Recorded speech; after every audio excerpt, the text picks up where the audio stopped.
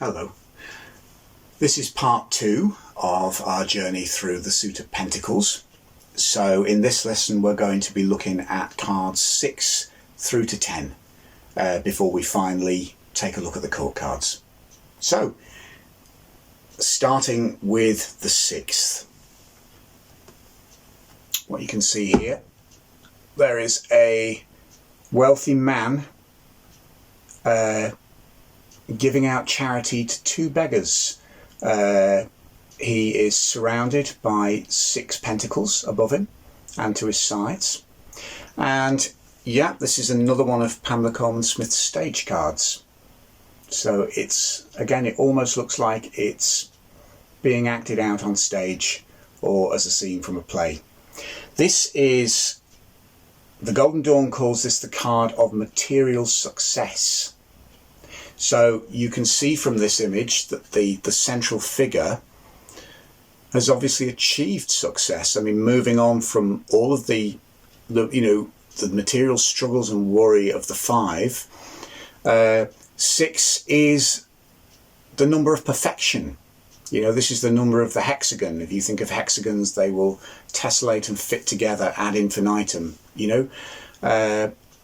This 6 is a very positive number, and in this case, for the central figure anyway, it's, you know, it's a joyful aspect. You know, this is somebody who is in a position of power, a position of wealth and health, and obviously a position of happiness.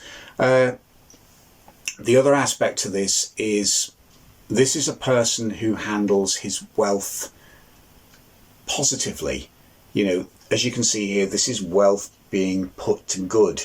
You know, this is wealth actually being used to sort of ease the worries and the pain and the physical hardship of the 2 figures below him. These actually, for all we know, could even be the 2 figures that we saw on the 5, finally actually looking for help and accepting help. So this is not just a card of material success.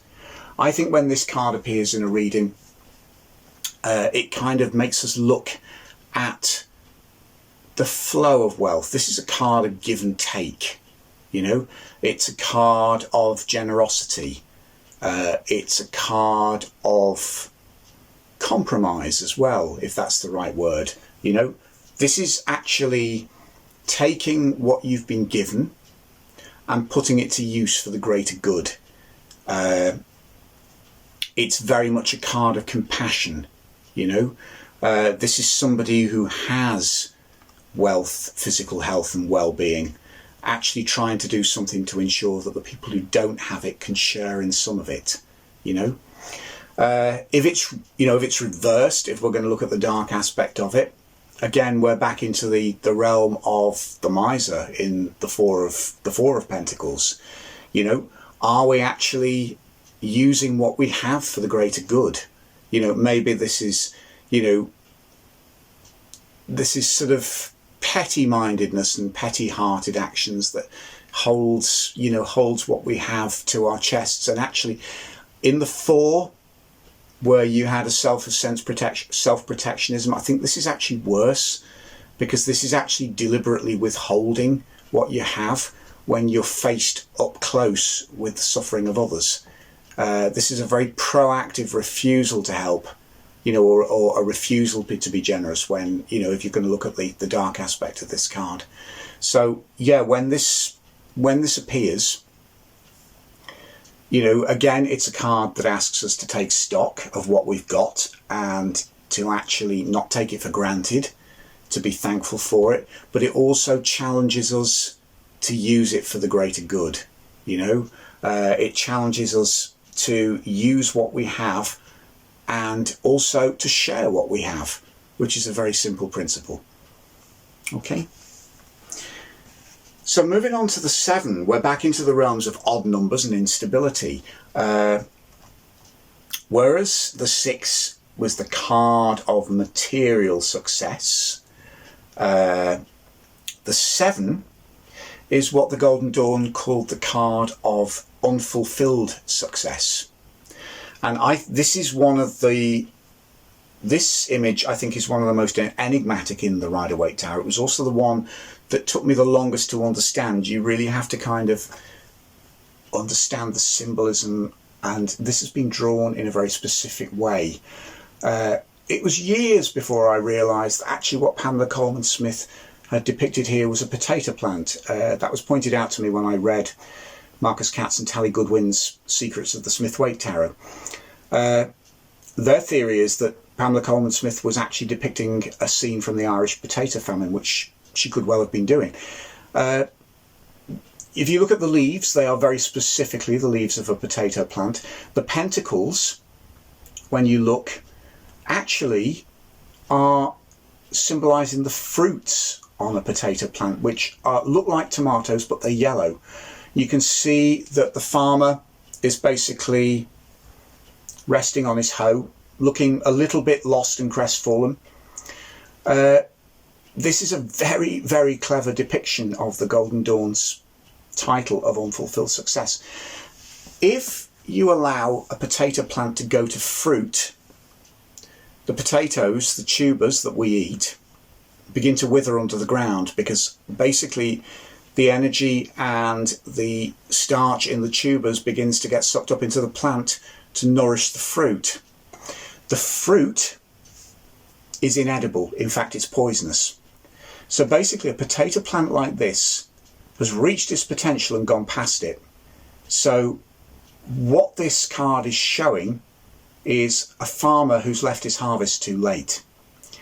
And this is talking to us about our own physical missed opportunities. Did we miss the boat? Did we miss a window of opportunity? Have we procrastinated to the point where what we had to gain in the situation has now passed? You know? There's a card of, there is a sense of complacency, of inaction, of maybe a lack of energy, a lack of will, lack of determination in this card. But it is a warning, you know, don't let things pass you by, you know, or there is only a finite window of opportunity within a lot of situations in our life. That's what's depicted here. Reverse it. You know, the negative aspect is in the upright. If you're looking at the positive aspect of this, I think if this turns up reversed, you know, this card has kind of kicked ass. I mean, actually, maybe it's actually showing that we've taken notice, we've realised we've only got limited time, or it's a challenge for us to do so. This is a challenge to speed up, you know. It's a challenge to get out there, to do the garden, to do the harvesting while you can. To write that book, to do that job application, you know. There's something you saw in the shops, limited availability. Get back out there. You know, buy it before it's gone, you know. Another really important one with this, you know, there's that niggling pain that you've been ignoring, trying to pretend doesn't exist. You know, you're frightened of calling for a doctor's appointment, or you're frightened of going to the hospital for actually what you will find out, you know. That's all encompassed in this card, you know. Turn it upside down. Do something, find out before it's too late, you know. You may get a pleasant surprise. That niggling pain may not be something serious, but then again, if it is, you know, you're better knowing the ugly truth and actually, you know, doing something about it earlier rather than later. You know, take a lesson from this guy. He's missed his opportunity, you know. His crop's spoiled. Could be a lot worse. Okay. Moving on to something more positive, the 8 of Pentacles, 4 times 2. 8 is another number of stability and prosperity. Interestingly, with the Golden Dawn cards, I mean, they're kind of halfway. You can see that they're still arranged like the pip cards of the Marseille decks of old. Let me just show you one of those, just remind you. Let's find... I mean, for instance, there we go. This is what we've already shown this, but I'll show it again. You see, that's the 6 of Cups from a Marseille deck. You know, plain pips with a few embellishments. The Golden Dawn with their deck were still doing that, but then the arrangements had an esoteric meaning. There was kind of symbolism within the geometry. With the pentacles, you can see that there is a hand like on the ace holding a flowering stalk, and the pentacles are almost like offshoots of that. That's something that, just out of interest, Aleister Crowley elaborated on with his 8 of discs, because the discs are shown as flowers coming out of the tree, which is quite nice. It's the card of prudence. So that sprouting branch with pentacles is actually a good metaphor, as is the Crowley deck. Water the plant carefully, look after it, act sensibly, and it will bear flowers and fruit. In Pamela Coleman Smith's depiction, we have another work depiction. So this is the second work card in the suit of pentacles. You can see a craftsman carving pentacles. There are 7 completed. He's working on number 8 at his bench. This is the card of slow, steady and responsible effort, I see. Prudent action, careful action, and also taking your skills, taking your talents, using your physical strength, using it in a sensible and organised way that bears fruit, that bears results. Just as in the 3 of Pentacles, we have a craftsman, and we can see that the pentacles are in effect the fruits of his labour. Prudent behaviour. When this card appears, it's a card of practical sensibility. It's about being practical, being sensible, in a very methodical way, with a very specific goal at the end of what you're doing. This is, I kind of see this as a progression from the 3 of Pentacles. The 3 is the card of material works. This is where it bears fruit. This is where the effort pays off.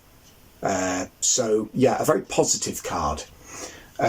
If we're looking at its negative aspect, this is not behaving sensibly. This is behaving in a quite dissipated manner. You're not showing any prudence, you're not showing any discretion, you're not actually working or planning things in any methodical way, and actually the results will be very chaotic. This is, if you're going to look at this related to a work project, you're not going to achieve anything. It will just, you'll throw in a lot of effort for very little gain because you're just not organised. From a health point of view, actually, when this card is turned upside down, this is eating unhealthily. This is sort of eating gluttonously. It's not paying attention to your body, not listening to your body, not actually showing yourself the worth that you actually engender, not respecting yourself physically, letting yourself go in terms of personal hygiene, in terms of appearance, all those sorts of things. Overindulgence on any level, an overindulgence invariably has bad consequences, whether that's food, sex, money, all of those things. But in its positive aspect, this is a card where actually moderation and organisation really does yield results, and very often we feel better with boundaries. That's the great thing about this card. If we set boundaries, if we set goals, if we do things sensibly, the outcome is harmonious, not just for us, but for everyone else too. So yeah, the card of prudence. So moving on to the number 9, an odd number, but the penultimate card in the sequence. So ironically, 9 is an odd number, but it also, unlike the 5 and the 7, it has a symmetry, 3 lots of 3. So it tends to be more positive. And in the tarot, it's the card of material gain. That's what the Golden Dawn calls it. That's shown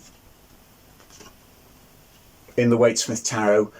You can see this very, very affluent, well-dressed, aristocratic, noble woman in a very fruitful garden. There's what looks like a mansion or a castle in the background. The pentacles are surrounded by fruiting vines. She holds a falcon on her wrist. This is a picture of real affluence. Now, there's several things going on here. This is a card of individual hard work. This is the fruits of your labours. I mean, if you're thinking of all of the sort of prudence to make gains here, this is where it's paid off. This is all your hard work has paid off, and you can enjoy the fruits of your labours as a result of your sensible planning and the sacrifices that you've made. It's obviously a card of physical health. Think if you get into middle age or old age, you've looked after your body, you've been careful with your diet, that prolongs your life on a practical level. This is also a card of inheritance. This can talk about, wealth that we've gained through the hard work and generosity of those gone before us. So, upside down, dark aspect, wealth squandered. People who actually life has given them huge amounts of opportunities and they've thrown it away. Very often, you meet people, they seem to be quite hard up, they seem to be hard done to, and then you scratch the surface and you realise that actually, no, they've just been rather silly. Not always the case, but when this card appears in its negative aspect, that's what it means. Wealth squandered, wealth misused, your physical health squandered away through indulgent living, all of those sort of things. But upright, the fruits of your labour actually coming home to roost in a good way. And this is the time when, having worked hard, having looked after yourself, you can begin to enjoy what you've worked for. So finally, moving on to the 10, the culmination of the cycle of numbered cards and the Pentacles. 9 was material gain. 10 is, in the Golden Dawn system, simply known as wealth. But this is wealth in a much broader sense. When you look at the 9 shows a single person. So the 10s represent culmination and then moving beyond to a place of maturity. And you see the same sort of wealth and affluence here, but it's actually, you see a family, you see 3 generations. There is a grandfather on the throne, there's a husband and wife, there's a child, there's dogs. You see the castle courtyard, you see the estate. This is everything that was in the 9 of Pentacles, but this is everything that we've gained, everything that we've worked hard for, actually put to use in a very positive way, shared amongst the generations, used for the greater common good. And that is where the greatest happiness is. That's the mature use of the physical realm. That's where the physical realm is respected, it's used honestly, and it pays out generously because it's being used honestly. And if you've kind of lived honestly, then of course you're going to continue to do that, and you're going to continue to actually use what you've gained to actually care for others, and to express your love for others. This is the card, this is the practical and physical card of family. That can be our biological family. It can also be our support networks, our surrogate families, our friendship networks. But that's the joy of wealth. shared, you know, because it gives back tenfold. You know, if everybody is in this with the same attitude, it gives back tenfold anyway. Turn it upside down, not quite so straightforward. You know, what happens if you've got somebody who's worked hard, but then you've got a family of sponges, you know, or if your support network is not as equal, and then all of a sudden you realise that one person is doing a lot of the giving and, you know, the rest of the people are doing a lot of taking. That becomes a very unpleasant dynamic, you know. And I think if this appears upside down in a reading, or you're actually allowing this card to challenge you, then you've got to ask yourself, you know, where's the evenness? You know, maybe within my support networks there needs to be some rebalancing. Do I need to redraw the boundaries in terms of my giving? Do I need to be more considerate in my taking? You know, who's bearing the strain here, basically, is what's being challenged when this is upside down. If it's functioning healthily, everybody is playing their part and everybody's caring for each other, you know, at which stage we really do understand the meaning of material wealth. So there you have it. That's our numbered cards 1 to 10 for the Pentacles. And in the next lesson, we will look at the Pentacle Court cards.